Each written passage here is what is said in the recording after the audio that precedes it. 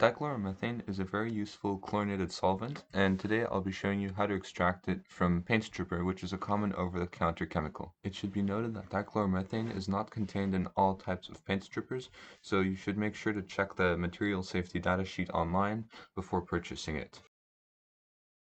To start, I pour an arbitrary amount of paint stripper into a 1-liter flask.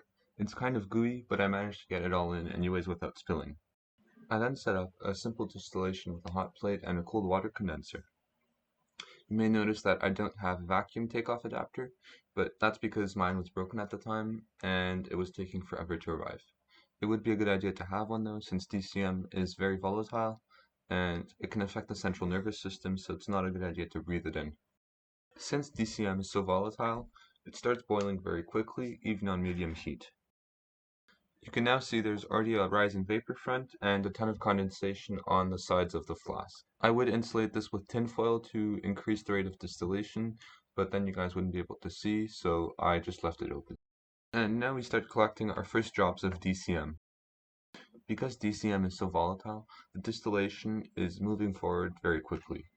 It should be noted that you should only attempt this in an extremely well ventilated area, and it may not seem so, but this area was very well ventilated. And if this is not taken care of, you may become seriously ill or even die of DCM poisoning. It's very important not to let this boil to dryness, so I turn off the hot plate before the DCM runs out. Then I remove the hot plate and let everything cool down. The DCM was then added to a separatory funnel. I then add an equal amount of distilled water. The separatory funnel was then capped, shaken, and vented multiple times. This is important because the paint stripper is actually a mixture of DCM and methanol, and DCM forms an azeotrope of 93% DCM and 7% methanol when boiling. Adding the water will pull out the methanol from the DCM into the water, and this is the only way to purify the DCM further. I then let the DCM and water mixture sit for a while to allow them to separate. I then drain off the lower DCM layer and dispose properly of the upper aqueous layer. It should be noted that DCM can go through any type of glove, so it's actually best not to wear any gloves, and this will allow it to evaporate quickly if it comes into contact with your skin. The DCM is then poured back into the separatory funnel, and then I add some amount of saturated salt solution.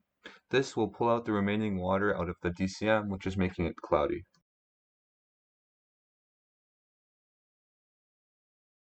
As you can see, the lower DCM layer is now much clearer and almost completely free of water. The dichloromethane layer is then drained back into the original flask and separated from the water layer. However, it's not completely anhydrous, and this is still making it a bit cloudy. In this next step, I add a bit of anhydrous magnesium sulfate, which will draw the rest of the water from the solution.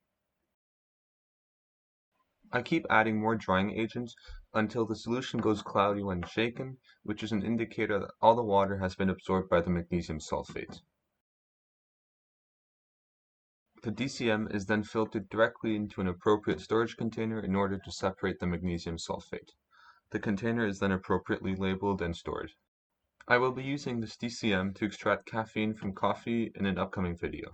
If you enjoyed this video, please don't forget to like and subscribe to support my channel. In upcoming videos, I will be showing how to purify sulfuric acid from drain cleaner, as well as making anhydrous acetic acid and acetic anhydride from vinegar.